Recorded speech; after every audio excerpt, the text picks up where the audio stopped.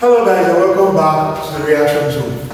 In today's lesson we're going to look at introduction to covalent bonding.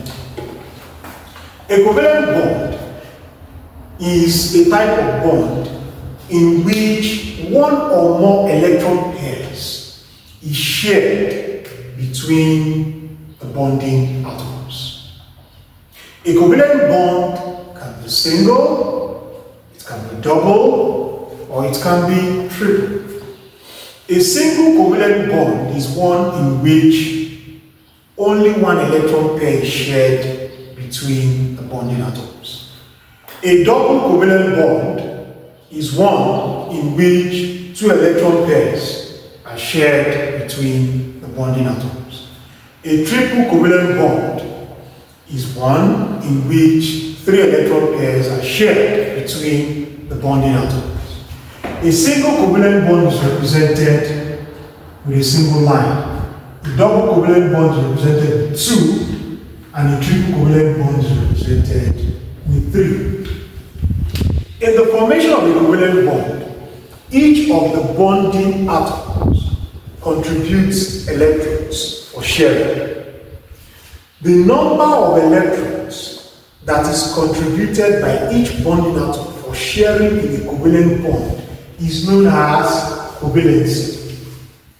Covalence can also refer to the number of unpaired electrons that are present in the s and p orbitals of the valence electron shell.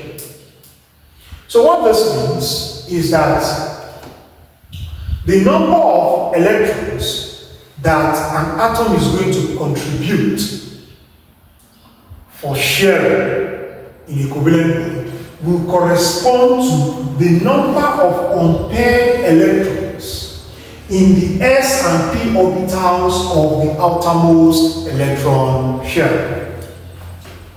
So let us look at the covalencies of the elements that are listed here. Hydrogen has one electron, and that one electron is in the 1s orbital. That electron is not paired, it is unpaired, and the 1s orbital is the K shell. So the number of unpaired electrons in hydrogen is 1. So hydrogen has a covalence of 1. Fluorine has 9 electrons that are arranged in the 1s as well as the 2s and 2p orbitals. The number of unpaired electrons in the outermost shell of a fluorine atom is 1. In a fluorine atom, the L shell, which comprises the 2s, the 2px, the 2py, and the 2pz orbitals, is the valence shell, and it only has one unpaired electron.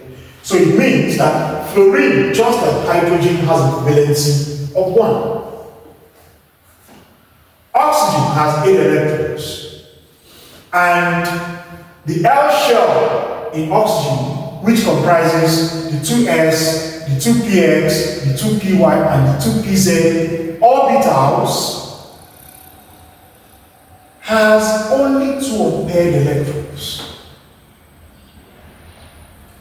So what this means is that in the valence electron shell of oxygen, there are 2 unpaired electrons. Therefore, oxygen has a valency of 2. Nitrogen has 7 electrons arranged in 1s, the 2s, and the 2p orbitals. The L shell, which comprises the 2s, the 2px, the 2p, and the 2pz orbitals, has 3 unpaired electrons. So it therefore means that the number of unpaired electrons in the outermost electron shell of nitrogen is 3, and nitrogen therefore has a covalency of 3. For a covalent bond to be formed, there are certain conditions that must be met. The first one is that both atoms must be non-metals. If one of the atoms is a metal and the other is a non-metal, the bond that will most likely be formed will be an ionic bond. The second condition is that the difference in electronegativity between the two atoms that want to form a covalent bond must be less than 1.6. If it is greater than 1.6, the bond will be ionic. So what this means is that for two atoms to form a covalent bond, that the difference in their electronegativity can range from 0 to 1.5. The third condition is that energy must be released during bond formation. In other words, when two atoms chemically combine and form a covalent bond, the compound that is formed must be much more stable than the separate atoms.